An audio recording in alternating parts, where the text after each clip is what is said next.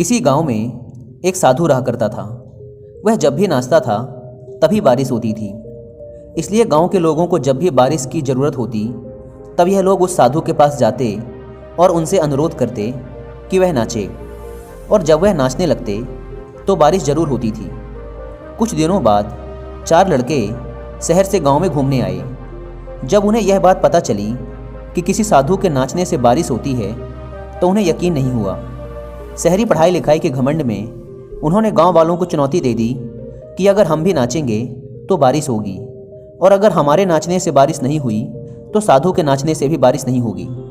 अगले दिन सुबह सुबह गांव वाले उन चारों लड़कों को लेकर साधु के कुटिया के पास पहुंचे। गांव वालों ने साधु को सारी बात बताई। फिर उन लड़कों ने नाचना शुरू किया। पहले लड़के ने नाचना शुरू किया। आधा घंटा बीत गया। फिर पहला लड़का थक कर बैठ गया, पर बादल नहीं दिखे। कुछ देर बाद दूसरे लड़के ने नाचना शुरू किया और 1 घंटे बीतते बीतते वह भी थक कर बैठ गया। बाकी दोनों लड़कों ने भी ऐसा ही किया, पर बारिश नहीं हुई। अब साधु की बारी थी। उसने नाचना शुरू किया। 1 घंटा बीत गया, पर बारिश नहीं हुई। साधु फिर भी नहीं रुका, वह नाचता ही रहा। नाचते नाचते 2 घंटे बीत गए, पर बारिश नहीं हुई। 4 घंटे बीत गए, पर बारिश नहीं हुई। लेकिन साधु तो रुकने का नाम ही नहीं ले रहा था। धीरे धीरे शाम ढलने लगी कि तभी बादलों की गड़गड़ाहट सुनाई दी और थोड़ी देर बाद जोरों की बारिश होने लगी।